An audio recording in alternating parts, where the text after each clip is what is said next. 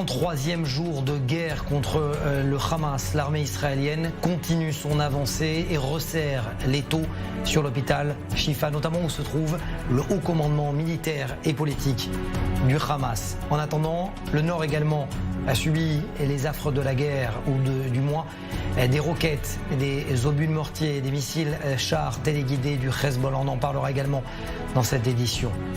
Pour 1 heure ensemble, 1h30 même, ensemble dans Défense, avec nous Océane Nicole, comme toutes ces émissions. Merci d'être avec nous. Et Micha Kobi, bonsoir. Vous êtes un ancien haut responsable du Shabak. Nous allons en parler dans un instant. Mais avant cela, pour les téléspectateurs qui m'ont suivi dans le prime de Jean-Charles Banoun, j'ai pu aujourd'hui rentrer avec l'armée israélienne dans Gaza. I24 News, au cœur de Gaza, c'est un événement exceptionnel. Regardez. En route vers la bande de Gaza. Je ressens que je protège ma maison de la manière la plus claire possible.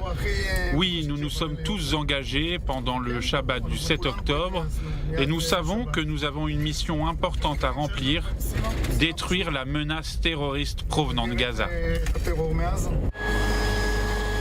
33e jour de guerre. Nous sommes dans un véhicule transporteur de troupes.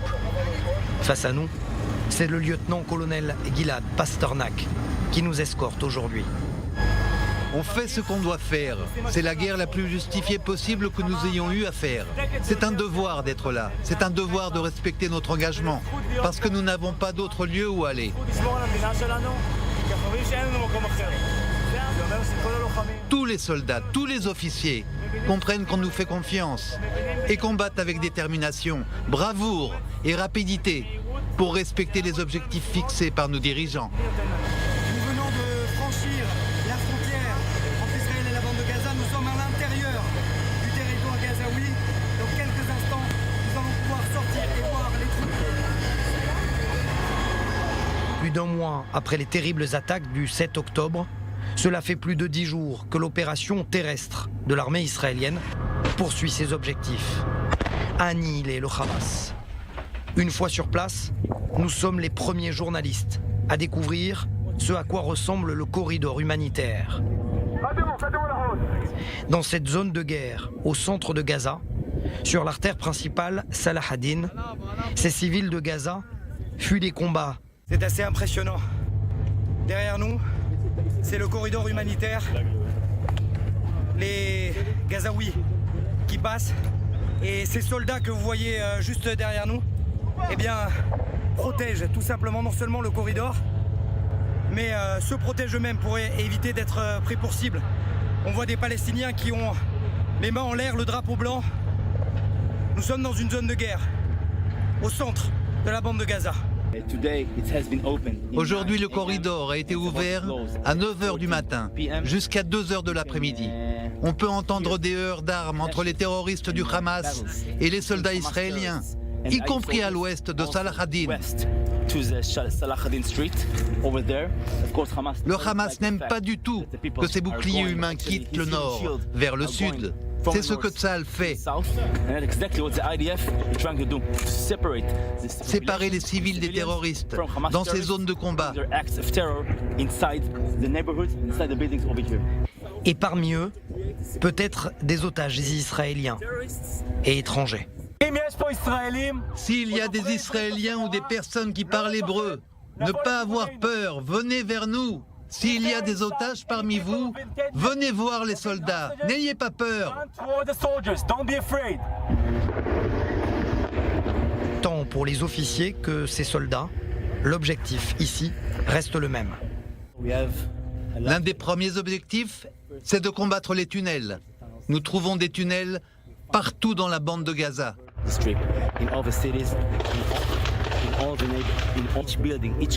Dans tous les quartiers, chaque bâtiment, chaque résidence a son propre tunnel pour saboter le travail des soldats. Deuxièmement, nous avons la menace des drones chargés d'explosifs et des mortiers. Les roquettes, bien sûr, tirées sur nos positions et sur les villes d'Israël. Le Hamas tire profit, bien évidemment, des rues étroites et des casbahs de Gaza pour nous surprendre avec des embuscades. Je peux confirmer ce que le porte-parole de l'armée a dit. Il y a aujourd'hui 2 Gaza, une au nord et une au sud. Le nord est contrôlé par l'armée israélienne. C'est justement de ces engins dont on parle depuis plusieurs semaines. L'ingénierie militaire, ce qui protège les soldats et détecte les tunnels terroristes. Ça, c'est impressionnant de les voir à l'intérieur de la bande de Gaza opérer. Ce n'est pas une question de vengeance, mais nous devons défendre notre État, notre maison. Ils nous ont attaqués. C'est à notre tour de défendre nos civils. Un soldat ému veut nous parler. Tout ce que nous aurions dû faire bien avant, nous le faisons aujourd'hui. Tout ce que nous faisons aujourd'hui, c'est pour que l'histoire ne se répète pas. Finalement, ce que mes grands-parents ont vécu pendant la Seconde Guerre mondiale, cela s'est passé en raison de la haine des Juifs. Le 7 octobre, ces assassinats, ces civils tués, violés, souillés, brûlés, sont le résultat de cette même haine. Exactement ce que les nazis nous ont fait. Il y a ici des positions de tireurs d'élite qui scrutent les moindres faits et gestes à l'intérieur de la bande de Gaza. Vous les voyez particulièrement bien. Ici, regardez ce qu'ils voient. On nous demande de partir tout simplement parce que là, actuellement, il y a des tirs de snipers dans la région. Il faut faire extrêmement attention parce que ça peut tirer de tous les côtés. Ce qui est impressionnant, c'est de voir que quasiment l'intégralité des bâtiments sont des positions potentielles pour des snipers, des tirs de snipers. Regardez, juste derrière moi, il y a les engins de l'ingénierie militaire. Et ici, le danger peut arriver à n'importe quel moment. De nouveau embarqués, nous roulons vers l'est, dans l'un des quartiers de Shajaya. Un blindé vient de tirer. Nous sommes au cœur d'une opération complexe de plusieurs bataillons contre des positions du Hamas. Devant la densité des tirs, on nous demande très vite de quitter la zone. Ce qui est impressionnant ici, c'est que il y a des explosions de blindés, il y a des tirs. Ça peut venir à n'importe où, de n'importe où. Nous sommes dans une zone de guerre. Là, très clairement, on vient d'entendre un tir de blindé avec des tirs de snipers de l'autre côté, les terroristes du Hamas. On est dans une zone de guerre. Très clairement, on est dans une zone de guerre. Ça, c'est impressionnant. Regardez, derrière nous, ce sont des blindés. Et là, véritablement, on nous demande de sortir, de partir. Parce que, tout simplement, nous sommes dans une zone active de combat dans la partie nord, centre de la bande de Gaza. Là où il y a Shajaya notamment, un petit peu plus au nord de Balia. Il y a des affrontements au moment où on se parle entre l'infanterie, les blindés et les terroristes du Hamas. De retour en Israël, le lieutenant-colonel Gilad tient à nous résumer ce nouveau jour de guerre. Ce n'est pas un secret si je vous dis que de nombreux Israéliens sont retenus en otage dans Gaza. L'un des objectifs de notre guerre, c'est de les ramener à la maison. Quand nous voyons quelque chose qui peut les ramener, nous donner des détails sur leur sort, nous le faisons. Et je n'irai pas plus loin. Nous quittons ce lieu de rassemblement à la frontière avec Gaza. Ces soldats, eux, sont déterminés à combattre le temps qu'il faudra, et quel qu'en soit le prix. Et de retour donc dans nos studios, Micha Kobi, merci infiniment d'être avec nous. Je lui dis infiniment parce que vous êtes extrêmement occupé en ce moment pour expliquer, parce que, on va expliquer à nos téléspectateurs, vous êtes l'homme qui a interrogé dans les locaux du Shabak Yahya Sinwar, le chef actuel de la bande du Hamas dans la bande de Gaza, Ahmed Jabari, qui était le chef des Yazidis al-Qassam, Ahmed Yassine aussi. Salah Shhadeh, Ismail Abu Shanab, Mohamed Shihab, Oussama Hamdan, Jawad Abu Shamala, tous. Kol Mifkedet Hamas. Tout le haut commandement du Hamas. J'étais responsable des interrogatoires en 1989. J'ai arrêté tous les hauts responsables de la bande de Gaza. Il y en avait 500 à l'époque. Et je ne leur ai pas laissé la moindre balle. Mais je dois commencer cette histoire un peu plus tôt. En 1983, nous avons interrogé une personne qui nous a donné des informations selon lesquelles cette organisation du Mojama Islami, dirigée par Ahmed Yassine, planifiait le djihad à venir et qu'il récoltait des armes pour mettre en œuvre ce djihad.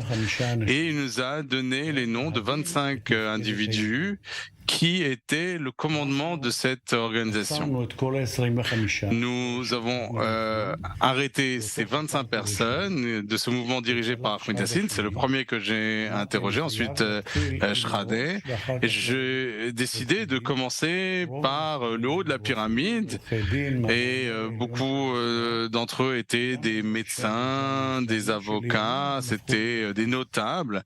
Et ensuite, ce sont eux qui ont fini par former le Hamas. Lors de son interrogatoire, Yassine me raconte qu'il avait été recruté par quelqu'un qui s'appelait Youssef Azam, qui était le chef des frères musulmans en Jordanie. Le frère de Youssef, c'était Abdallah Azam, qui a été parmi les fondateurs d'Al-Qaïda.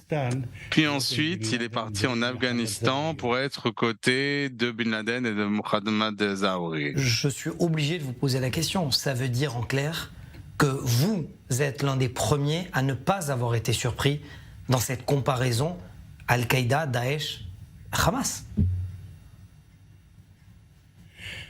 Je n'ai absolument pas été surpris. J'ai été le premier à l'avoir dit au sein du Shabak, puisque Ahmed Yassine me l'a dit explicitement. Le Hamas, c'est Daesh, et nous travaillons avec Daesh. À l'époque, il y avait le djihad islamique dans le centre du Sinaï et certains de ces hommes sont devenus affiliés à Daesh. Ils étaient en contact étroit avec le Hamas et donc ils servaient de passerelle entre le Hamas et le djihad islamique, dont une grande partie des membres étaient en fait membres aussi de Daesh. Ils étaient dans le centre de la péninsule du Sinaï. Au cours de l'interrogatoire de Ahmed Yassine, il a raconté qu'il était en train de rédiger la charte du Mojama Islami, qui est devenue ensuite la charte du Hamas, et qu'ils étaient en train de réunir des armes. Et cette première personne que j'avais arrêtée est devenu le chef du comité militaire du Mujahada Islami et ensuite il est rentré dans la base militaire de Sdetema dans le Negev. Ils ont volé des fusils, des explosifs, ils ont acheté aussi des armes chez des délinquants arabes et juifs en Israël pour se préparer au djihad. Et je vous parle de 1983. Moi, ce que j'aimerais comprendre, c'est pourquoi on dit de Yahya Sinwar, le chef actuel du Hamas, qu'il est rusé et à un tel point qu'on n'a pas idée.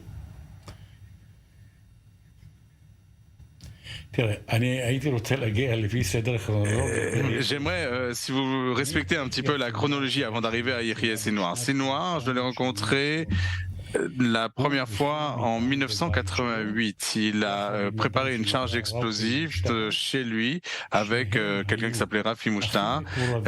C'était les deux personnes les plus proches du cher Ahmed Yassine. Ils étaient ses conseillers, ils étaient l'éminence grise de tout ce qui a été fait par le Hamas. Yahya Sinwar a été condamné en 1988 à plusieurs années de prison. Il était dans la prison de Gaza. En 1989, lorsque j'ai arrêté ces 500 personnes, il y avait Mohamed Charatra qui a été celui qui a dévoilé l'existence du Hamas. Et au-delà de Shradeh Yassine, il a dit que Yahya Sinwar était le chef des forces Majd. Majd, c'est la gloire en arabe. et ils sont responsables de l'assassinat de personnes qui coopèrent avec Israël. Avant son entrée en prison en 1988, depuis la première intifada jusqu'en 1988, Sinwar a eu le temps de tuer 12 personnes. C'est pourquoi les Arabes à Gaza et à Khan Younes l'appellent le boucher de Khan Younes. C'est comme ça qu'on l'appelle dans la bande de Gaza. Le boucher parce qu'il égorgeait les gens au couteau. C'est comme ça qu'il tuait les personnes accusées de coopérer avec Israël. Et le cas le plus terrible, le plus effroyable, c'était il y avait quelqu'un au Hamas, et Yehia était son supérieur hiérarchique au Hamas, et le frère de ce membre du Hamas était au Fatah. Et Yehia Sinwar l'a soupçonné de collaboration avec Israël. Il lui a dit de creuser sa tombe, de le faire entrer vivant. On a versé sur lui du sable jusqu'à ce qu'il meure asphyxié. Voilà de qui on parle quand on parle de Yehia Sinwar. Je l'ai vu pendant plus de 150 heures d'interrogatoire. C'est quelqu'un de très charismatique qui sait rassembler les foules, et il a su convaincre les gens de ses idées. Il passait dans les couloirs en permanence et il lisait la charte du Hamas. Il parlait de massacrer des Juifs, et je lui ai demandé qu'est-ce que vous voulez dire quand vous voulez égorger les Juifs. Il m'a dit le premier article de cette charte, c'est d'éliminer tous les Juifs. Excusez-moi, mais ce qui me choque, c'est si vous l'avez entendu, si des générations d'enquêteurs l'ont entendu, à quel moment le renseignement israélien, que ce soit le renseignement militaire ou le Shabak, a pu dire d'un tel homme, d'un tel terroriste, que le Hamas est dissuadé et qu'il ne lancera aucune hostilité?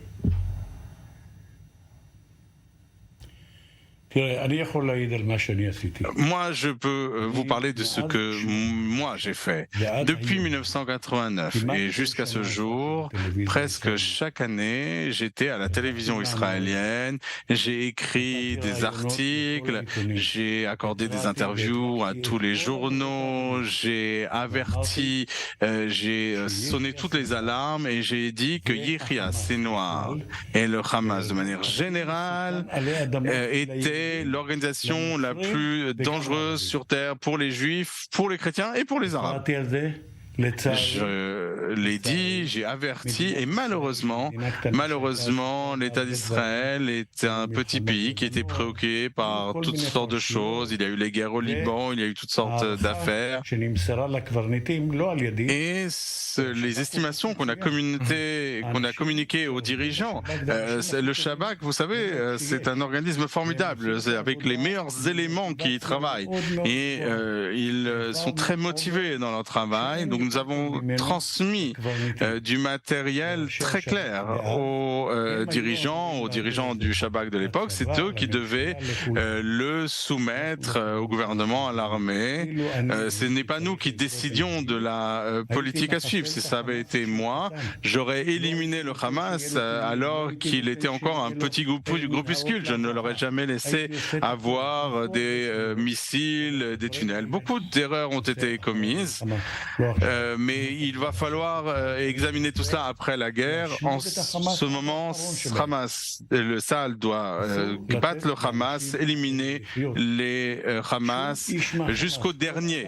Aucun membre du Hamas n'a le droit de vivre, y compris les civils d'ailleurs qui sont entrés dans les localités israéliennes, qui ont pillé, qui ont tué, qui ont enlevé et qui ont d'ailleurs tué ces otages parfois en route.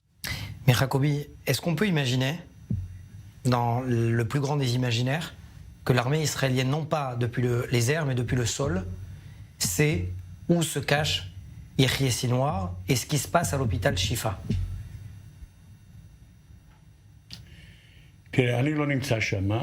Écoutez, je ne suis pas sur le terrain, mais je peux supposer que oui. À mon avis, on sait plus ou moins où il se trouve. Yehia Sinwar, il faut comprendre que c'est un homme mort.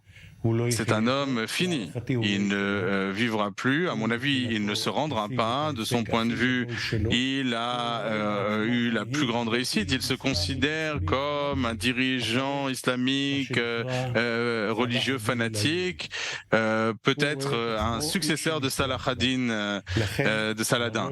Donc, de son point de vue, il a réussi. Et peu importe qu'il meure, il va se battre jusqu'à la dernière cartouche. Nous devons arriver jusqu'à lui et le tuer le plus rapidement possible. Et je pense que cela se fera. Je suis convaincu qu'on va y arriver et j'espère que ce sera prochainement. Et quand ça sera fait, est-ce que vous vous engagez, Mir Jacobi, à revenir sur ce plateau et à me le dire, et à m'expliquer? Je suis prêt à revenir quand vous le désirez dans ce studio pour expliquer. Vous savez, j'ai été en contact direct avec ces gens-là. Je ne m'exprime pas comme certaines personnes qui n'ont jamais rencontré des gens du Hamas. Je les ai rencontrés, et pas seulement Yahya Sinwar. Pour être accepté au Hamas, les critères étaient tellement difficiles. Ils ont choisi des gens très durs, qui sont prêts à renoncer au plaisir du monde, qui croient de tout cœur dans le Coran, qui ont une haine abyssale d'Israël et des Juifs. Et ce sont des gens qui ne cessent de rêver de la manière de tuer des Juifs. Lors de son interrogatoire, Yahya Sinwar m'a dit « Toi, tu vas être tué ». Il n'avait pas honte de dire à la personne qui l'interrogeait « Nous allons vous tuer ». Aujourd'hui, je vais tuer beaucoup de Juifs. Malheureusement, il a réussi à commettre cet acte le plus terrible. Et je pense qu'on aurait pu l'éviter si on avait agi autrement. Eh oui, merci. Merci Kiba, Mir Jacobi d'avoir été avec nous. Vraiment. Merci à vous. J'espère que nous connaîtrons des jours meilleurs et je suis convaincu que nous allons vaincre sur tous les fronts. Je n'en ai aucun doute. Le peuple d'Israël est un peuple fort, c'est un peuple qui croit et je suis convaincu que ce sera le cas. Merci beaucoup. Alors l'un de ceux qui le croient également, c'est le général de brigade Amir Harivi, qui était un très haut responsable dans la hiérarchie militaire de l'ingénierie militaire. Nous avons pu le rencontrer tout à l'heure, justement, juste avant que je me rende à Gaza. Regardez cette interview.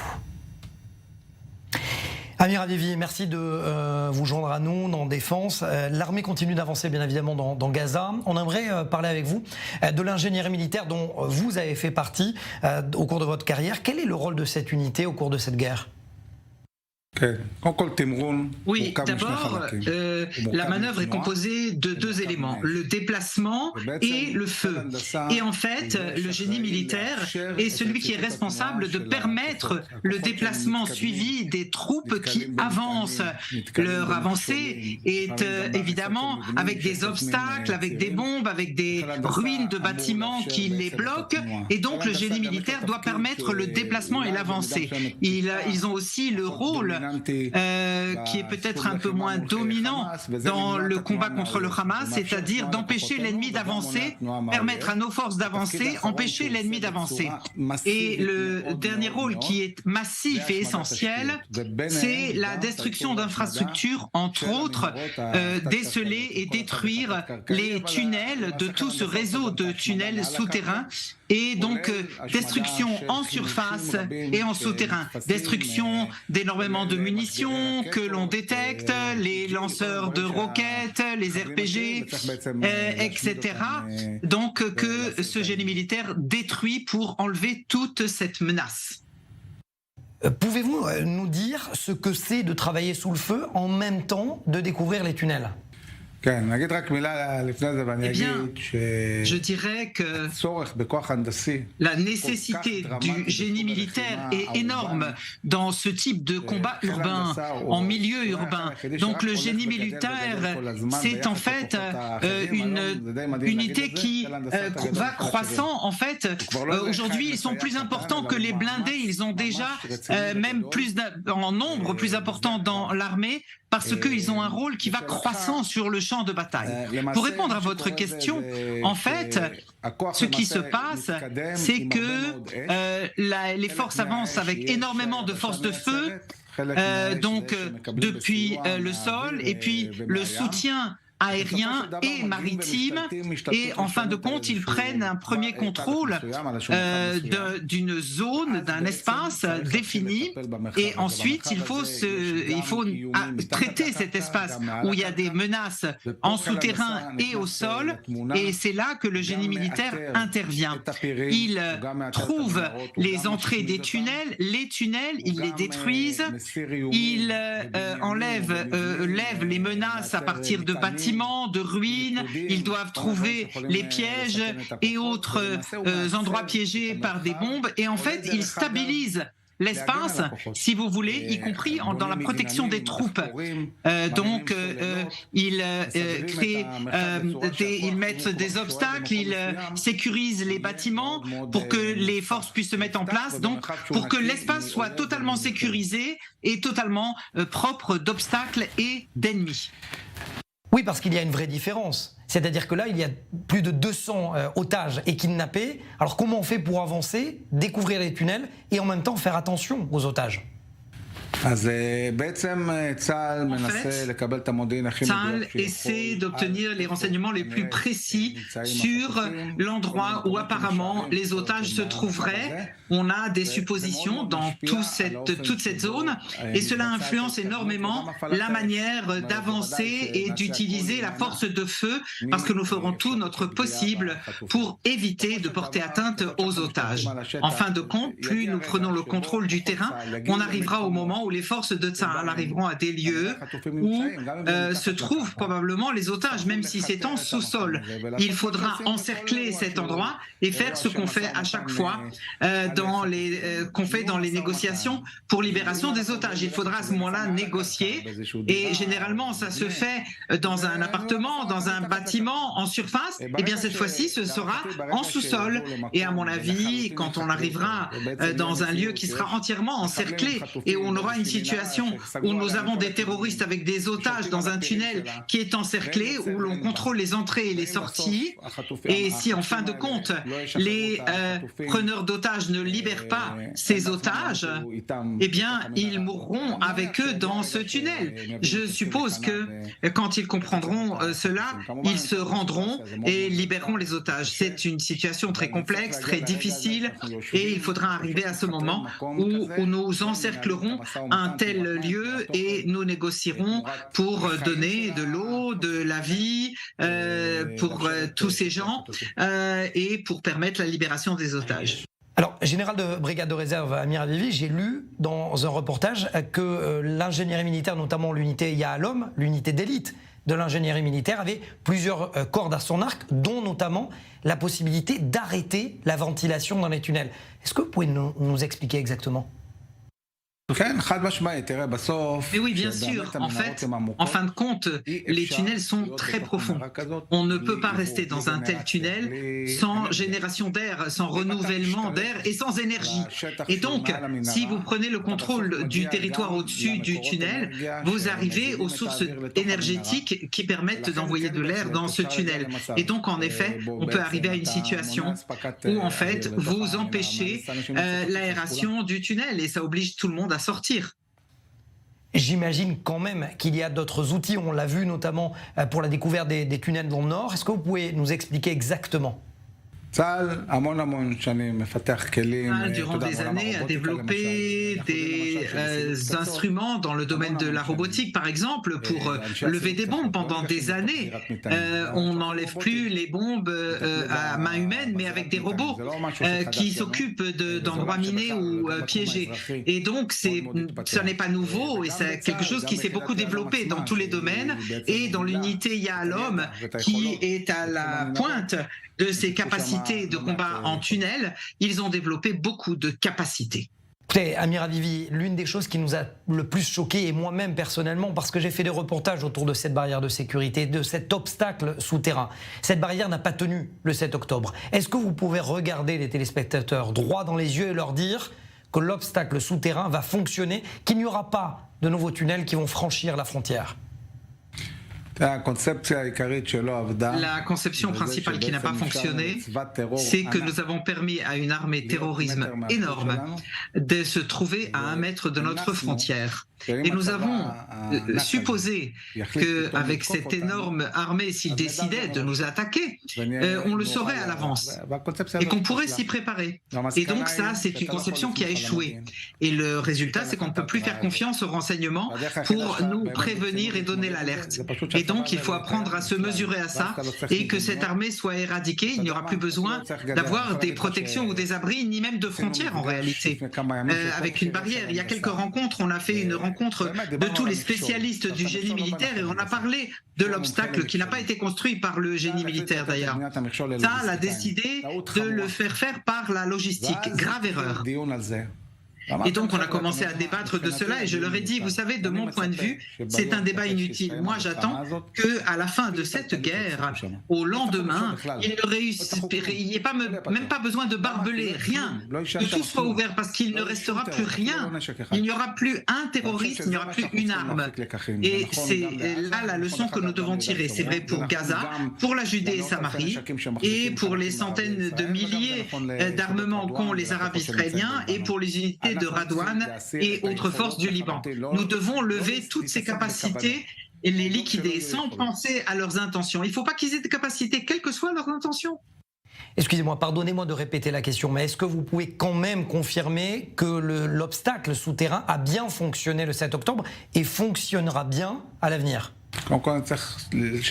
D'abord, il faut se souvenir, toute cette offensive n'a pas eu lieu par les tunnels. Donc, c'est que ça a fonctionné, cet obstacle souterrain. Ce qui n'a pas fonctionné, c'est qu'on n'était pas prêt à ce que 3000 personnes se jettent sur le terrain israélien et avec une quantité d'armements inconcevable. Le nombre d'armements que nous avons saisis sur notre territoire, après avoir réussi à liquider les 1000 terroristes qui étaient encore sur notre sol, il y avait plus de 1000 missiles RPG qui n'ont pas été tirés sur notre territoire. Vous comprenez avec quoi on nous attaquait? 1000 missiles RPG qui n'ont pas été tirés, c'est ce qui restait. Et je ne vous parle même pas du nombre des grenades, 3 ou 4 000, et autres pièges et bombes.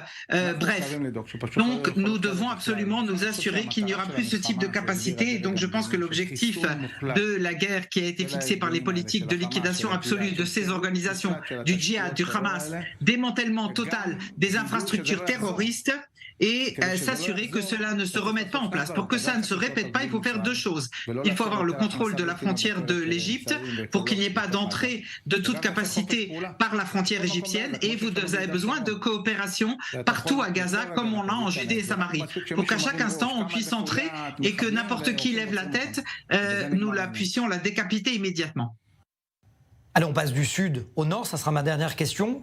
Pour le Liban, quel est le rôle de l'ingénierie militaire et est-ce qu'on peut continuer, on peut penser peut-être qu'il y a encore des tunnels terroristes creusés par le Hezbollah? Est-ce que là aussi, l'ingénierie militaire est capable de les arrêter ou de les détecter?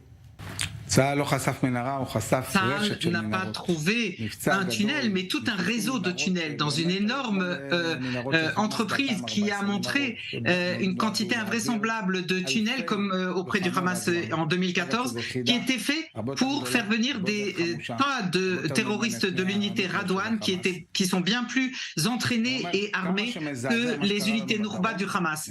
Avec l'horreur de ce qui nous est arrivé dans le nord, le 7 octobre, ça a été un miracle que Radwan ne nous ait pas attaqué en parallèle dans le nord, et parce que sinon ça aurait été toute la Galilée qui aurait été conquise, et alors là on aurait eu aussi tous les Arabes d'Israël qui se seraient soulevés en même temps. Bref, comme nous ne pouvons pas vivre avec une armée terroriste à Gaza, nous ne pourrons pas vivre avec une armée terroriste qui est sur notre frontière nord depuis le Liban. Que l'État d'Israël se dise que maintenant nous ne voulons pas nous occuper de cela parce que nous sommes concentrés sur Gaza, c'est tout à fait légitime. Mais ça ne fonctionnera pas sur le long terme. Mais à un moment donné ou à un autre, il va falloir nous mesurer au Hezbollah, parce que sinon les habitants du Nord, je ne vois pas comment ils pourront entrer chez eux si à 100 mètres de leur foyer, il y a une armée terroriste. Merci infiniment, général de brigade Amir Avivi, d'avoir répondu à nos questions.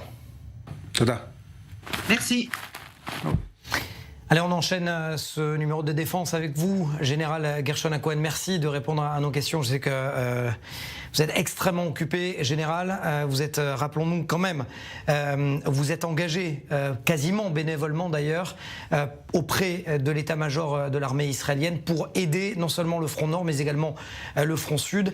D'abord, selon vous, vous qui avez une vue d'ensemble, Général Gershon Hacohen, est-ce que vous êtes confiant par rapport aux opérations? Vous nous disiez la dernière fois, dès la première semaine, que oui. Est-ce que c'est toujours le cas?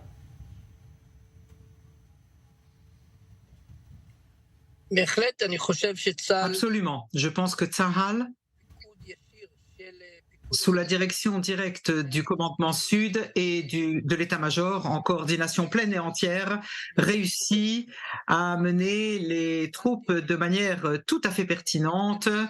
Ils avancent de manière qui amène de bons résultats et nous avons là l'expression de l'essence même et du résultat formidable de la fusion des renseignements des forces sur terre et dans les airs avec le commandement et les soldats, et nous voyons petit à petit de bons résultats avoir lieu. Écoutez, c'est la question que je me posais depuis le départ au niveau de l'opération terrestre. Est-ce que, Général Gershon Hacohen, on a l'impression quand même que l'armée israélienne a repris les bases de sa stratégie, à savoir prendre les devants et non pas être dans la réaction. Est-ce que vous êtes d'accord avec moi? C'était absolument nécessaire. On ne peut pas se mesurer à une opération prête comme c'était le cas à Gaza avec le Hamas, avec ses capacités de se cacher et de se protéger sous le sol, sur le sol, en surface, en piégeant les maisons et les bâtiments. Tout cela nécessite une action en terrain ennemi pour lui enlever l'initiative et prendre l'initiative et le contrôle de la bataille, du combat, et lui imposer un combat au corps à corps avec nos forces, et cela fonctionne très bien, Dieu merci. Vous-même qui avez combattu et sur les fronts sud et sur les fronts nord, aujourd'hui, est-ce que vous dites qu'il vaut mieux d'abord se concentrer sur la mission de Tzahal, c'est-à-dire le sud, et le nord viendra? Mais vous dites, le nord viendra, c'est une évidence pour vous.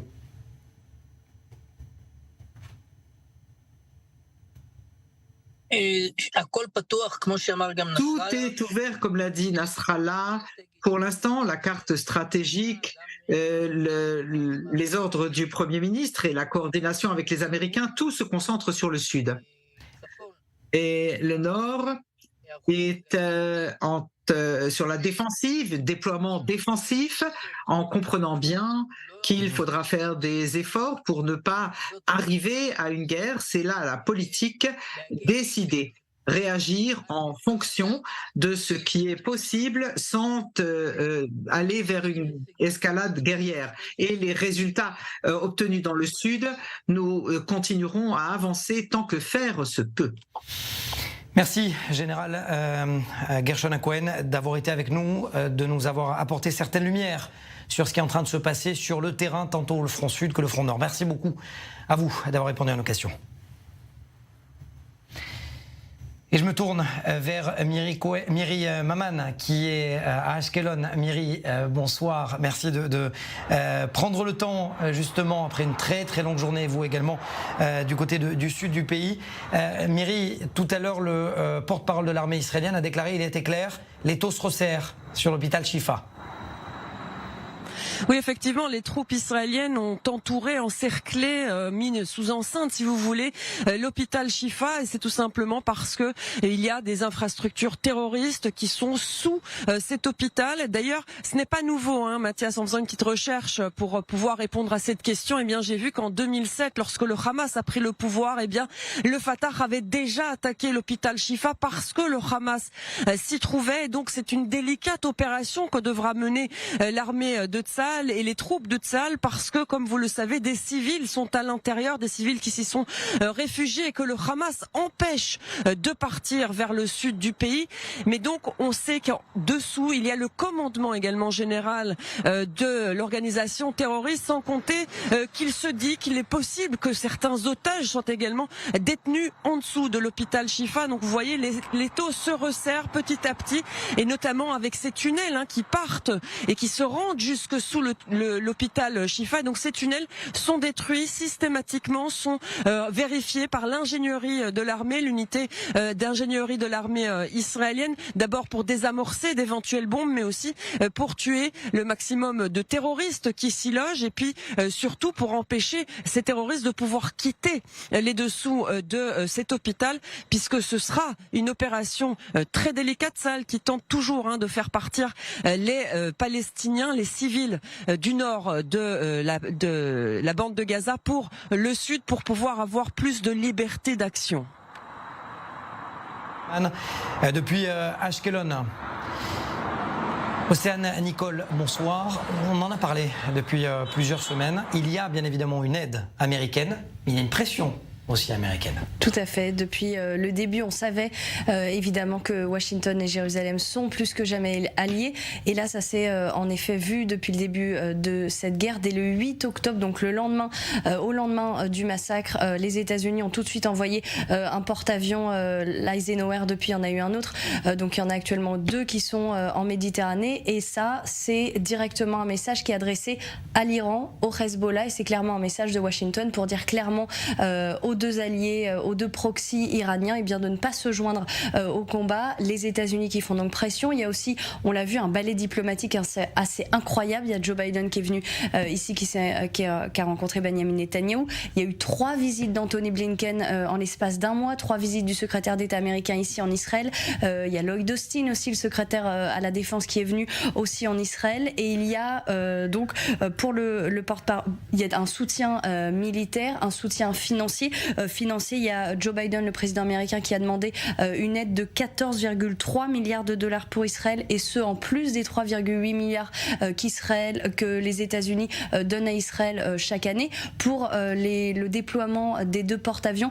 Selon les mots de Lloyd Austin que je vais citer, ce déploiement montre l'engagement sans faille de Washington en faveur de la sécurité d'Israël et notre détermination à dissuader tout acteur étatique et non étatique cherchant à intensifier cette guerre. Donc c'est aussi peut-être pour ça que le Hezbollah et l'Iran ne rentrent pas aussi dans cette guerre. C'est peut-être aussi pour ça aussi que, à l'inverse, Tsahal ne fait que riposter entre guillemets aux attaques du Hezbollah et ne rentre pas réellement dans les attaques, parce que Tsahal pourrait, comme il le fait dans la bande de Gaza, pourrait éradiquer le Hezbollah, comme c'est le cas pour le Hamas. Pour l'instant, on sent réellement que les États-Unis font aussi pression côté israélien.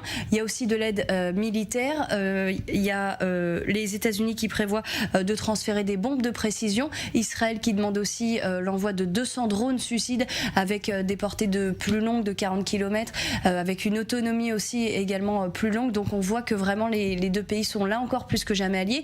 En plus de cette visite, tous les jours, il y a un contact direct entre Yoav Gallant, le ministre de la Défense israélien, et son homologue américain Lloyd Austin. Donc véritablement, il y a le soutien américain et cette pression aussi que fait Washington dans la région et aussi sur Israël. Merci pour toutes ces précisions. Alors ça me permet justement, pourquoi je vous dis merci pour ces précisions, Océane, d'accueillir notre nouvel invité, Youssef Haddad. Merci. Je ne sais même plus comment vous appelez d'ailleurs, Youssef Haddad, parce que vous vous battez sur tous les plateaux de télévision pour essayer de faire entendre votre voix. Justement, alors on le sait, vous êtes influenceur, vous êtes également un acteur de la vie sociale et de la vie politico-sociale en Israël. Mais là, aujourd'hui, j'aimerais vous faire réagir sur ce que vient de dire Océane. Parce que les diplomates parlent anglais. Et vous dites, depuis le début de cette guerre, il faut arrêter de parler anglais, il faut parler la langue du Proche-Orient. Alors, il faut faire la séparation entre la diplomatie, la communication et l'opérationnel. Dans chacune de ces trois parties, il y a un objectif différent. J'attends en effet du ministère des Affaires étrangères, responsable de la diplomatie, d'aller rencontrer les ambassadeurs, d'aller voir les dirigeants et présidents des pays dans le calme de la diplomatie, leur montrer toute la vérité et faire pression sur eux. Ça, c'est la première partie. Ça n'est pas contradictoire. Deuxièmement, la communication israélienne, la hasbara, il doit absolument être dans l'offensive sans précédent, comme ce n'était pas le cas dans le passé. Dans le passé, on avait peur de montrer des films parce que nous avons des valeurs supérieures, non pas comme nos ennemis. Si dans le passé, nous disions il ne vaut mieux pas, ça va porter atteinte aux âmes sensibles israéliennes, il ne faut pas que l'on montre ces films. Eh bien, moi, j'ai décidé de montrer toutes les vidéos. J'ai écouté, j'ai équilibré. Au lieu de montrer des films sans pixels, j'ai pris les films monstrueux, je les ai un peu pixelés, mais cela permet de respecter les victimes en Israël et en même temps de faire de la communication.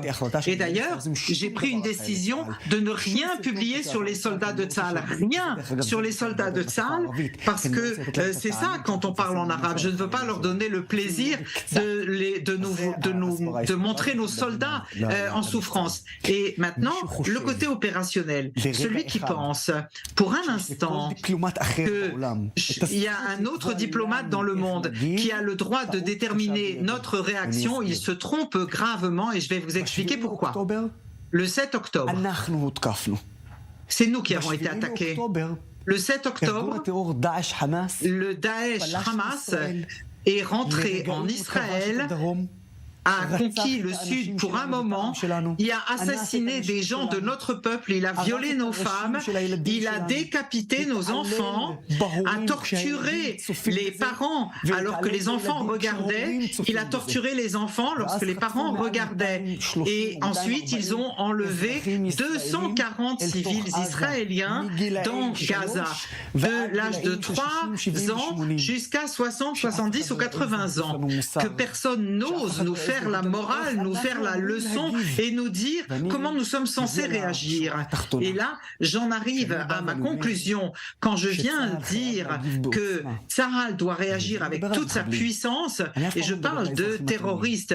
Je ne parle pas des victimes civiles innocentes, mais des enfants innocents. Mais, et il y a un grand mais, si le Hamas Daesh utilise leur propre peuple comme bouclier humain pour se défendre eux-mêmes. Et en résultat, un de nos soldats doit décider, est-ce que je liquide le terroriste et en conséquence, le terroriste qui utilise le bouclier humain civil, le civil va être touché, ou bien que mon soldat va être touché? Je voudrais vous clarifier, c'est qu'à l'intérieur, il y a des soldats juifs et arabes.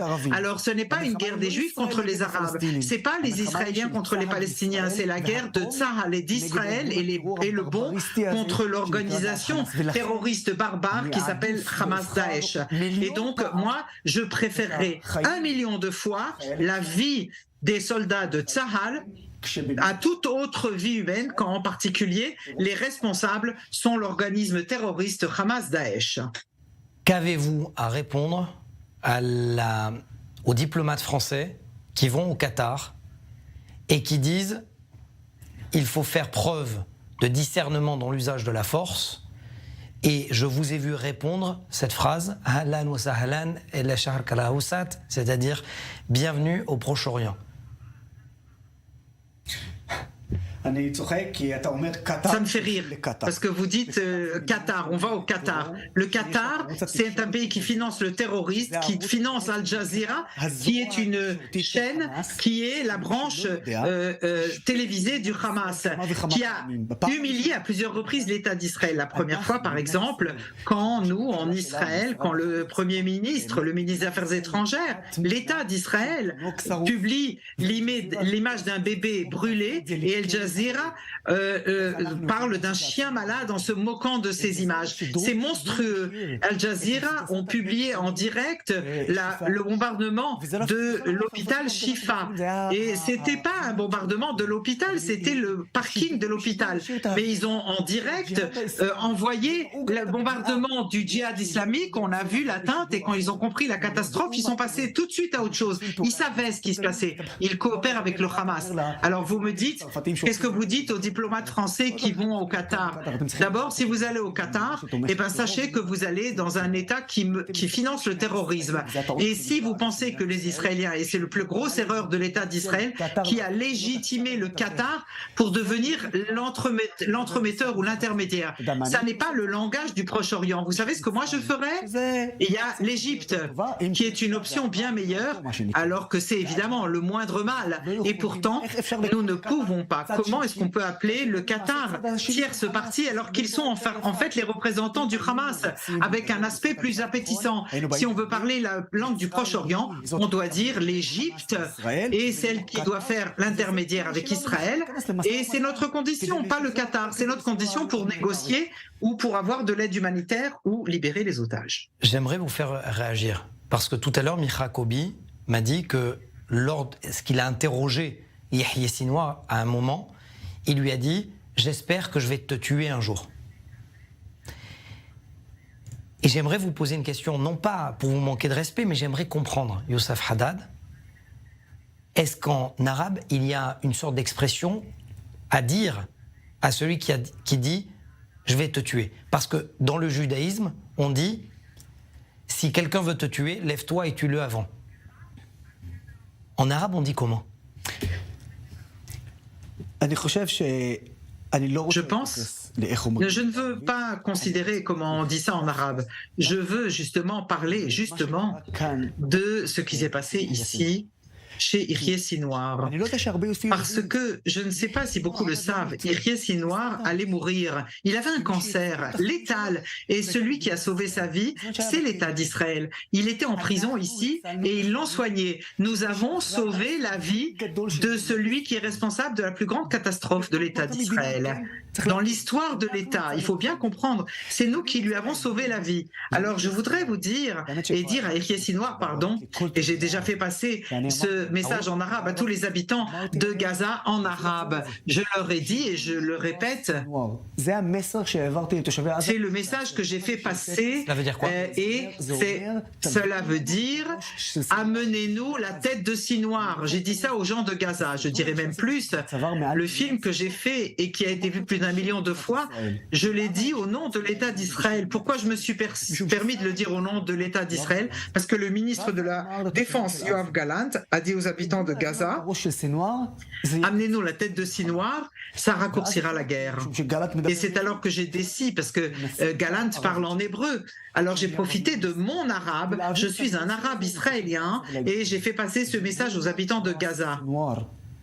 Amenez-nous la tête de Sinwar. Ça dépend de vous de raccourcir cette guerre. Et donc, il n'y a pas d'autre alternative pour Israël que de liquider Sinwar et tous les dirigeants du Hamas. C'est la seule façon de faire.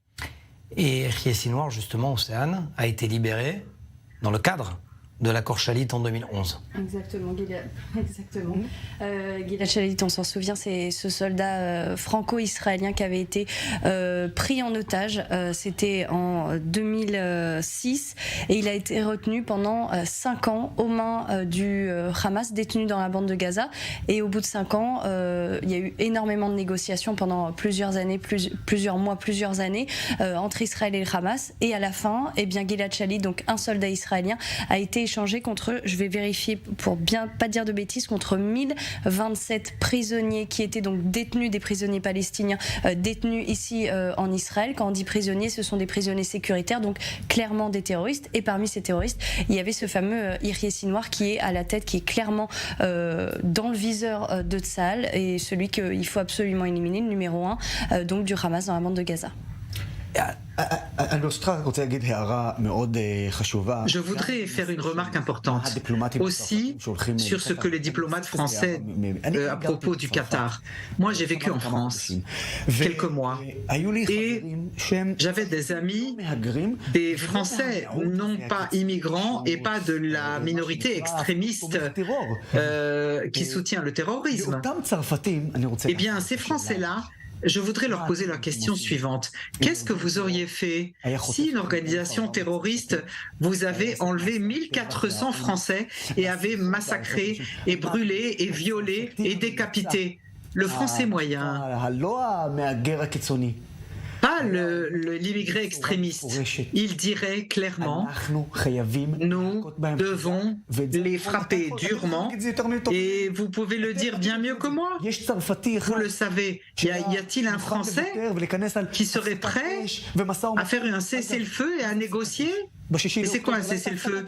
Le 6 octobre, il n'y a pas eu un cessez-le-feu? Alors, c'était quoi? De quel droit est-ce qu'on nous demande un cessez-le-feu? Le 6 octobre, on était en cessez-le-feu. Le 7 octobre, on nous a massacrés. Et donc, nous devons réagir. Et comme nous l'avons dit, au niveau de la diplomatie, c'est la responsabilité des affaires étrangères. Et pour la Hasbara, la communication, c'est nous. Océane, il y a actuellement des tractations. Des tractations, on a reçu tout à l'heure les États-Unis qui font justement pression avec un pays médiateur, peut-être que c'est le Qatar, mais en tout cas il y aurait une médiation américaine qui dirait que selon les négociations, il y aurait 3 jours de cessez-le-feu en échange de 12 otages et parmi eux il y aurait 6 otages américains. Je vous vois réagir, Youssef, il nous reste 1 minute exactement. C'est très simple. Que Dieu nous en préserve, surtout pas. Si on acceptait une chose pareille, nous ne ferions que montrer combien nous sommes faibles, comment nous ne savons pas parler le langage du Proche-Orient et comment nous ne comprenons pas où nous sommes. Ce serait un précédent. Et si pour un cessez-le-feu de 12 heures, ça nous coûte 10 otages, alors pour 20 heures, 15 otages et pour 1 heure, 1 ou 2 otages. Surtout pas rentrer dans ce genre de calcul. Je sais que ce ne sont que des ouï-dire, que c'est pas vraiment concret. J'espère que ça restera juste un ouï-dire, parce que sinon c'est un désastre. Vous avez le numéro de téléphone de Yoav Gallant et Benjamin Netanyahu? J'ai assez de numéros de téléphone, j'en ai assez. Peut-être que ça serait le temps, justement, ça serait le moment de les appeler et de leur dire exactement ce message. Merci à Youssef Haddad d'avoir été avec nous. Merci infiniment. Merci beaucoup. Voilà, et en plus en français. Voilà, c'est la fin de cette première partie. 3 petites minutes de pause et on se retrouve dans la deuxième partie. Restez avec nous parce qu'il y aura des témoignages de ceux qui ont vécu l'horreur pendant le 7 octobre. Et plus encore. Restez avec nous, on revient dans un instant.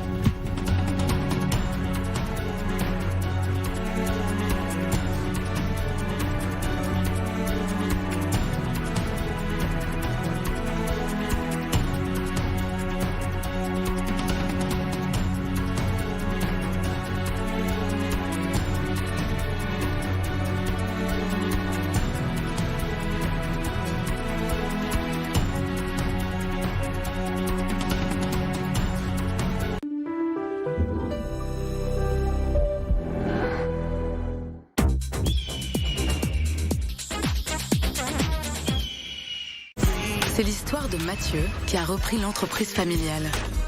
C'est aussi celle de Franck qui a pu retrouver du travail. Là, c'est Inès qui doit un peu de son succès à Mathieu.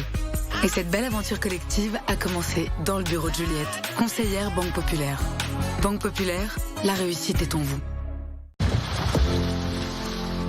Préparez les fêtes avec Lindor.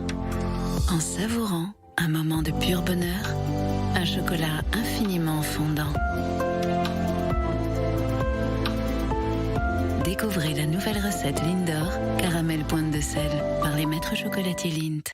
La retraite à 35 ans, on peut toujours rêver. Le mieux à cet âge-là, c'est de la préparer.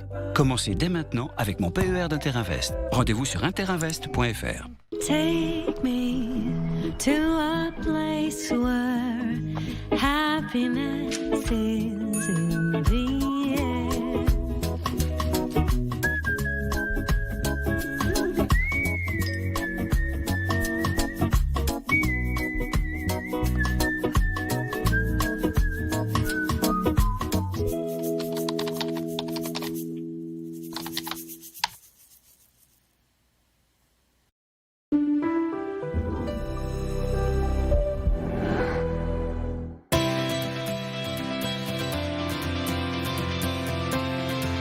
votre programme avec Groupe Verlaine. Isolation, centrale photovoltaïque et pompe à chaleur. Groupe Verlaine, le climat de confiance.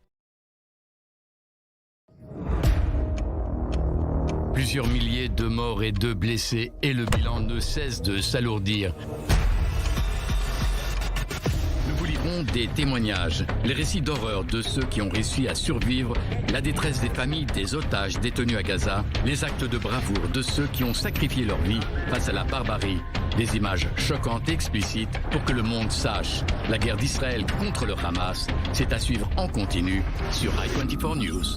C'était votre programme avec Groupe Verlaine. Isolation, centrale photovoltaïque et pompe à chaleur. Groupe Verlaine, le climat de confiance.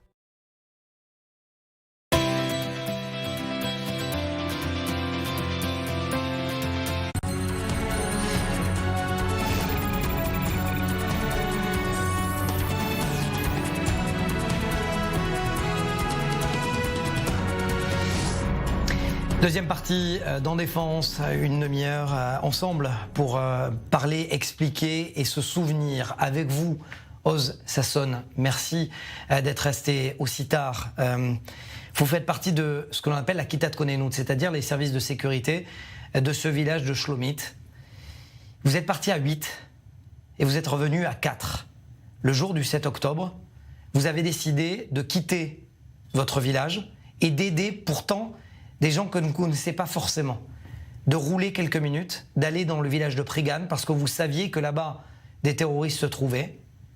Mais à quel moment vous vous êtes dit « j'y vais parce que c'est mon devoir d'y aller et je sais que peut-être que je ne vais pas revenir », sachant en plus que vous avez été grièvement blessé? Shalom. Bonsoir. Il y a eu un moment où, le matin, nous avons entendu que tout cela commençait et on s'est dit que le peuple d'Israël a besoin de combattants, de gens qui ont appris à se défendre. Et nous avons entendu qu'il y avait des problèmes terribles dans la localité voisine. Et tout de suite, sans réfléchir plus avant, sans poser trop de questions, nous sommes sortis sur le terrain pour aider le peuple d'Israël et pour protéger notre peuple. Pourquoi je vous ai demandé de venir? Parce que vos frères d'armes, finalement, et vos frères, ceux avec qui vous côtoyez votre quotidien, vous avez tous décidé, comme si de rien n'était finalement, vous avez décidé d'y aller. C'est ça que j'aimerais comprendre. À quel moment il y a cette décision 8 pères de famille qui partent et 4 reviennent seulement. Écoutez, je dirais à tous les habitants de Shlomit, qui est une localité de jeunes couples idéalistes, des héros qui viennent pour s'installer sur la terre d'Israël, sur la frontière entre l'Égypte et Gaza et Israël, dévoués à leur pays, à leur peuple. Ça n'a pas commencé ce samedi-là, ce Shabbat-là. C'est quelque chose qui vibre en tous. Et ce sont tous des héros qui n'ont pas posé de questions. Ils ont compris qu'Israël avait besoin de héros qui considèrent chacun comme un frère, comme un voisin, et qui se sont lancés directement pour sauver Israël. Est-ce que vous pouvez expliquer à nos téléspectateurs ce qui s'est passé ce jour-là et pour leur expliquer que... Alors je sais que vous n'allez pas être d'accord avec moi, mais que parfois, lorsque des gens sont des héros, il faut les appeler comme tels.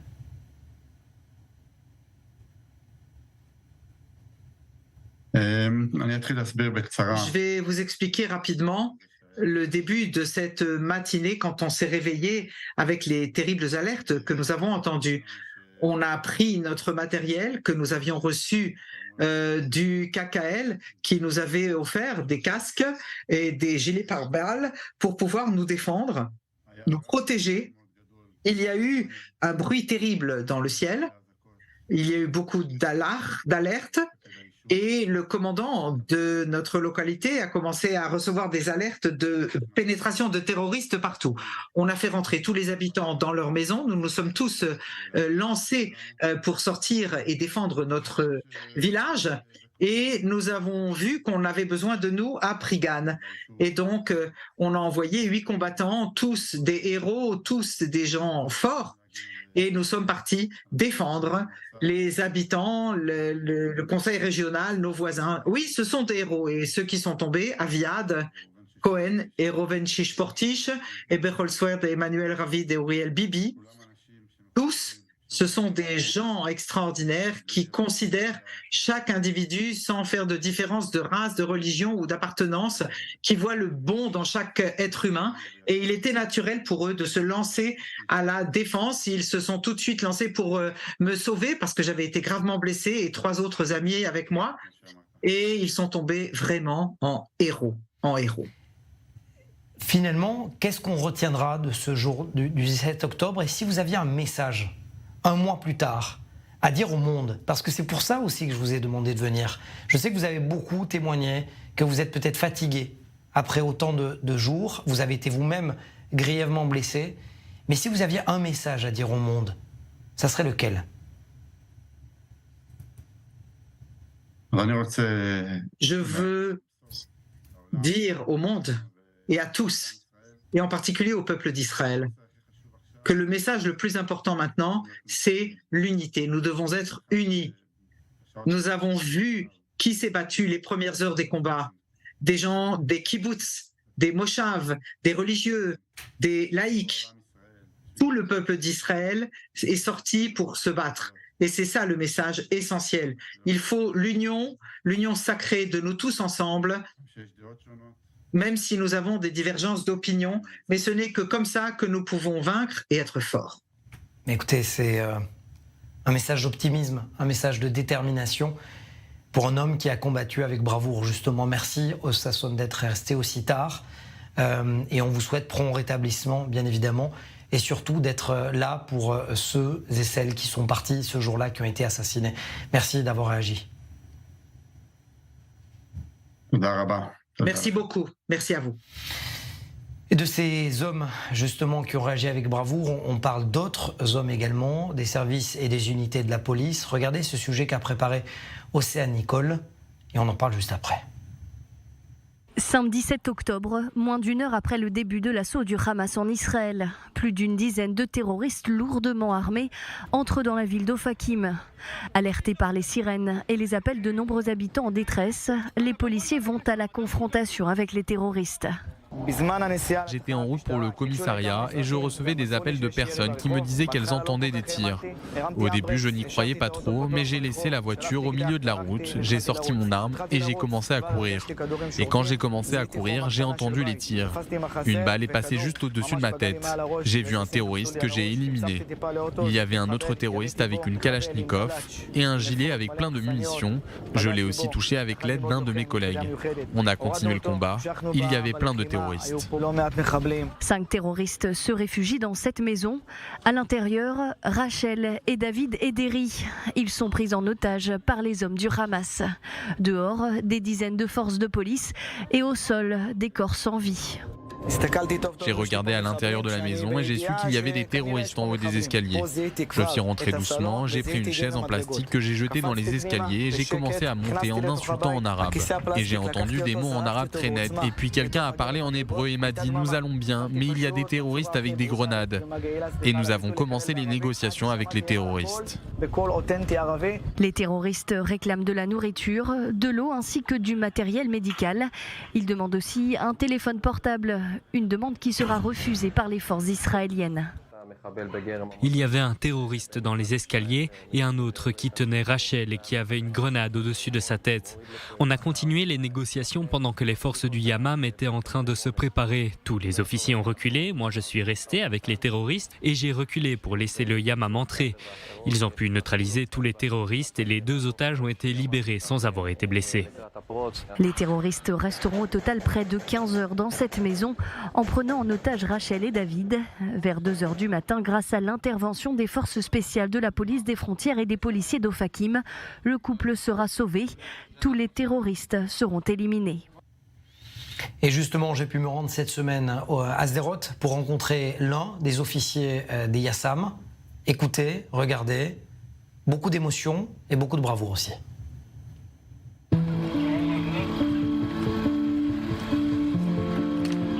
Et nous sommes à l'entrée de Sderot avec le premier sergent Nathaniel Zamam des Yassam de la police israélienne, l'un des premiers à avoir combattu les terroristes en ce jour du 7 octobre dernier. D'abord, nous allons lui poser la question de savoir comment il se sent, Nathaniel Zamam. Merci de répondre à nos questions. Comment vous vous sentez un mois plus tard? Beaucoup de questions sur ce qui s'est passé. Mais pour le moment, nous nous occupons uniquement de la guerre. Les questions, on se les posera après. Le ressenti est très difficile, très complexe avec tout ce qui s'est passé. Des amis avec lesquels je travaillais, qu'il s'agisse de supérieurs, de combattants, ont malheureusement été tués et un très grand nombre de civils ont été massacrés. L'ampleur de ce qui s'est passé samedi, c'est quelque chose de tout à fait inimaginable. J'en ai vu des choses, mais ça, c'est indescriptible. C'est ça ce qui ressort de la plupart des témoignages, c'est que pour la plupart d'entre vous, vous êtes des hommes expérimentés. Et pour autant, vous dites, je n'aurais jamais pensé que cela puisse arriver en Israël. On ne pensait pas que l'ampleur serait telle et malheureusement, en Israël, nous sommes habitués aux attentats, aux terroristes individuels, mais pas à quelque chose de cette ampleur, pas à ça. La police avait donné l'ordre de nous préparer à toute éventualité, mais il est certain qu'ils nous ont pris par surprise. Racontez-nous comment tout se passe, à quel moment vous recevez l'alerte et à quel moment vous décidez d'intervenir. J'ai été alerté le samedi matin, le jour de Simchat Torah, à 6h30. Je me trouvais à Kiryat Ekron, chez mon beau-frère. On a entendu des alertes au missile, on est entré dans l'abri, et à ce même moment, mon téléphone sonne. Je suis religieux, et si on m'appelle le Shabbat, c'est sans aucun doute une urgence. On me dit, préparez-vous, il semble qu'on parte dans le sud. J'ai fait ça très rapidement, j'ai compris qu'il se passait quelque chose. Je suis commandant adjoint d'un groupe. J'ai alerté mes hommes, et on est parti direction le sud. À ce moment-là, vous ne savez absolument pas ce qui vous attend. À ce moment-là, je ne sais encore rien. Je ne m'attends pas. Je me dis que ce sont des missiles qui sont tirés et qu'il faut venir renforcer nos troupes dans tel ou tel secteur. C'est cela que j'avais compris. C'est cela que je m'imaginais, mais absolument pas quelque chose de cette ampleur. Quand vous arrivez sur cette route-là, c'est quoi la première chose qui vous saute aux yeux? Tout d'abord, j'arrive à Ashkelon et je vois un véhicule du Yamam sur le bas-côté. Je n'ai pas compris ce qu'il faisait là de ce côté. Je continue, je ne sais pas encore de quoi il s'agit et j'arrive à proximité de Sderot, à peu près là. Je vois des véhicules, il y a là une voiture un peu plus loin en train de brûler. Et on nous dit qu'il y a des terroristes avec des bandeaux blancs, des bandeaux verts, qui sont ici dans tout ce secteur et aussi là-bas derrière nous au centre commercial. Il y a des terroristes qui sont là, mais je ne comprends pas encore ce qui se passe. Je n'étais pas arrivé depuis 2 minutes que j'ai commencé à entendre des tirs. On entend les tirs, on met nos équipements de protection, on prend tout le matériel. Il y avait sur place environ 20 policiers, peut-être même 40. On a amené des renforts, on a commencé à ratisser le terrain. Et vous me dites que à partir du moment où vous commencez à avancer vers ce côté, déjà un terroriste ouvre le feu et l'un de vos officiers, de votre commandant, tombe. Je me dirige vers l'un des véhicules, le commandant de mon unité avec 2 membres de l'équipe. Ils sont là juste près du panneau qui indique l'entrée de l'agglomération de Sderot. Une rafale de tir part en direction de mon commandant, une balle pénètre son gilet. À ce niveau-là, et il nous crie « J'ai été touché, je suis blessé ». Je repère où il est, mais je n'ai aucune idée d'où viennent les tirs. Je tire dans cette direction et je rejoins mon commandant. Il me dit « Regarde ». Je l'examine et grâce à Dieu, il n'est pas touché. Il aura juste un hématome. Je lui ai dit « Avi, tout va bien, on continue ». On a continué à nous battre, mais il s'est avéré qu'il y avait un terroriste près des arbres. C'est-à-dire que là, c'était une zone de guerre. Là, on se parle tranquillement, mais ce qu'il y avait ici, c'était une zone de guerre. Une zone de guerre, totalement. Ce qu'on voit dans les films, ce n'est rien par rapport à ce qu'il y avait. Rien à voir, des terroristes sortaient de tous les coins et pas avec des revolvers, avec des grenades, des roquettes RPG, des armes longues. Ils tiraient dans toutes les directions sans distinction, juste pour tuer tous ceux qui étaient ici, tous les civils, simplement pour les tuer. Et là, à ce moment-là, vous vous dites quoi? Il y a une forte probabilité que je ne revienne pas, mais mon devoir, c'est de répondre, de chercher le moindre terroriste qui est. Je peux vous dire que la question que vous posez, je ne me la suis pas posée. Ça ne m'a même pas traversé l'esprit et c'est quelque chose qu'on nous demande. Les gens me disent, mais il se peut que vous ne revoyez jamais votre famille. Mais quand on est en situation, on n'y pense pas, on n'a pas le temps de se poser cette question. On n'a pas le temps. Tout va si vite que tout ce qu'on fait, c'est réagir. Aujourd'hui, je remercie le ciel d'être vivant. Parce que juste après ce combat sur Sderot, vous êtes envoyé à Kfar Aza, qui est l'une des pires horreurs qu'Israël ait pu connaître. Racontez-nous comment ça se passe à partir de là jusqu'à Kfar Aza. Une fois qu'on a terminé ici, même si l'événement lui-même n'est pas terminé, on nous a envoyés à Kfar Aza. Là-bas, il n'y avait, à part l'armée, aucune force de sécurité. On arrive sur le terrain et le commandant Avi Amar, de mémoire bénie, un véritable héros qui a été tué dans un affrontement avec des terroristes à Be'eri, nous dit qu'il faut y aller pour secourir un officier de notre unité qui est en train de se battre. On démarre, pas dans un véhicule blindé, et on se dirige vers Kfar Aza. Sachant que là, à ce moment, vous savez qu'il y a énormément de terroristes et vous prenez quand même une voiture qui n'est pas blindée. Ça semble fou. Je comprends qu'il ne s'agit pas d'un événement qui est confiné à Sderot. On parle véritablement de gens qui sont tout simplement fauchés dans les localités, dans toutes les localités limitrophes de la bande de Gaza, et qu'on massacre tout ce qui bouge. Des enfants, des personnes âgées, des bébés, tout le monde. Et on comprend qu'il ne s'agit pas là d'un événement localisé. Il s'agit d'envoyer des renforts dans le secteur de Kfar Aza et toutes les autres localités, pour sauver le plus de civils possible. Est-ce qu'à un moment dans votre carrière, vous vous êtes dit ça peut m'arriver pendant que je suis encore en fonction, ou c'est quelque chose que peut-être on pense, mais c'est peut-être c'est du domaine de l'irréel? Jamais. Je n'ai jamais pensé ça, absolument jamais. Pendant l'entraînement, on est confronté à tout un tas de scénarios, d'événements, mais rien de cette ampleur, absolument pas. Vous comprenez, premier sergent Netanel Zamam, que si vous n'étiez pas là, ces terroristes auraient pu aller à Tel Aviv, Jérusalem et continuer?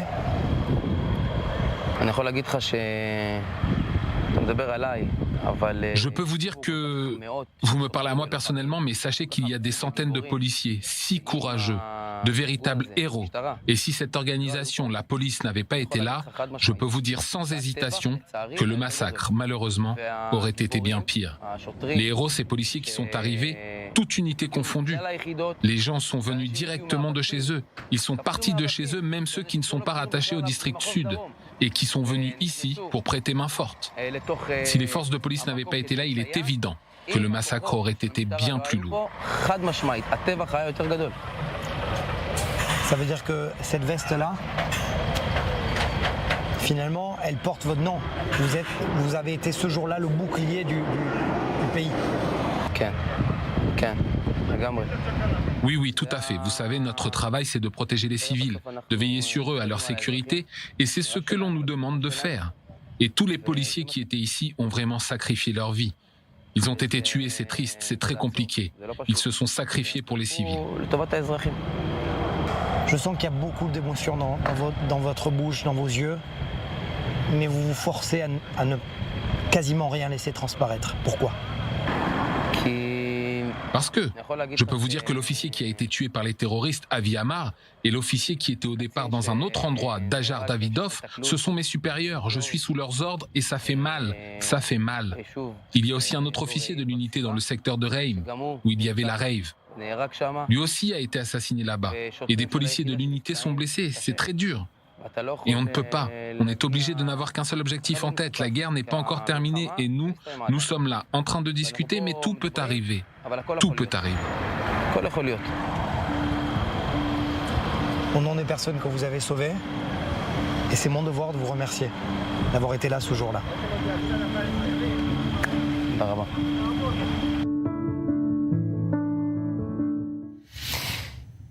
parfois extrêmement dur d'enchaîner après ce type d'interview. Et pourtant, il le faut. Haïm Ghazali, merci d'être avec nous. Ce n'est pas la première fois que je vous interviewe. Vous êtes champion MMA Bellator, un champion d'UFC. Alors, que fait un champion MMA UFC Bellator dans Défense?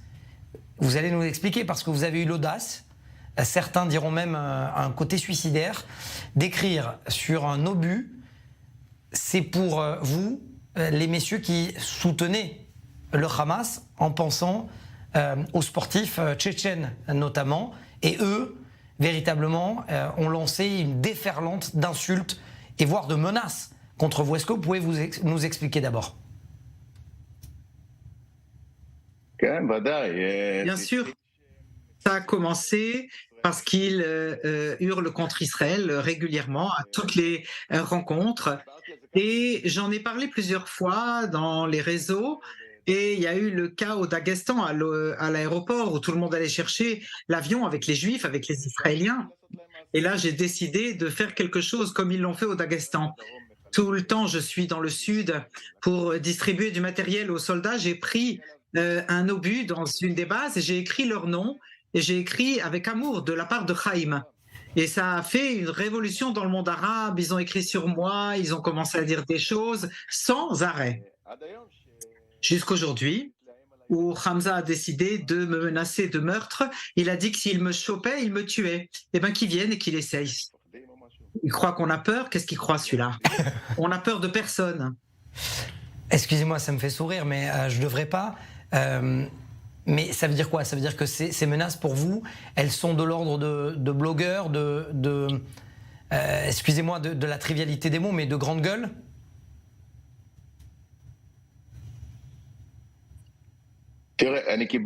Écoutez, en un week-end, j'ai reçu plus de 10 000 messages, tous menaçant de mort, de m'assassiner, s'il me trouve, il me tue. Pourquoi? Parce que le monde arabe a décidé de faire parce que j'ai écrit contre les combattants musulmans, pas parce que j'écrivais contre ces monstrueux qui ils ont appelé à la violence. J'ai écrit contre ceux qui appellent à la violence et pas contre tous les musulmans. Alors c'est ce qu'ils ont fait, mais je m'en moque, j'ai peur de personne. Nous avons un seul Dieu, c'est lui le seul qui me fait peur, pas rien d'autre. Aujourd'hui, c'est Hamza, le Jemaïev, le Tchétchène, qui a décidé de m'écrire que s'il me trouvait, il me tuait. Alors je lui ai écrit qu'il peut je ne vais pas dire de gros mots en ligne, mais que s'il veut, je suis prêt à faire un combat à point découvert quand il le veut, partout dans le monde, mais pas dans leur pays, bien sûr. Avec plaisir. Moi, j'ai peur de personne. Ça semble surréaliste parce que là, on dépasse quand même le cadre du sport. On est bien au-delà du sport, Haïm Ghazali. Bien évidemment.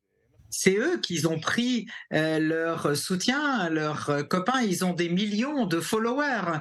Et donc, quand il dit, après un combat, il dit « Amenez-moi un flic et je viendrai libérer la Palestine moi-même », c'est vraiment de l'incitation à la violence.